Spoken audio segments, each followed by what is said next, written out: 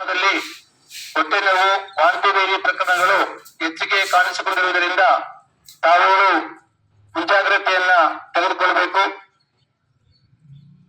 ತಮ್ಮ ಮನೆಗಳಲ್ಲಿ ಕಾಯ್ದಾರಿಸಿದ ನೀರನ್ನ ಮಾತ್ರ ಕುಡಿಯಬೇಕು. ತಮ್ಮಲ್ಲಿ ಗ್ರಾಮದಲ್ಲಿರ್ತಕ್ಕಂಥ ಶುದ್ಧ ನೀರಿನ ಘಟಕದಲ್ಲಿ ಉಚಿತವಾಗಿ ನಿಮಗೆ ನೀರನ್ನ ಈ 5 ದಿನಗಳಲ್ಲಿ ವಿತರಿಸಲಾಗುವುದು. ತಾವುಗಳು ಆ ನೀರನ್ನೇ ಕುಡಿಯಬೇಕು ಅಂತ ಹೇಳಿ ತಮ್ಮಲ್ಲಿ ಮನವಿಯನ್ನ ಮಾಡ್ತಾ ಇದ್ದೇನೆ.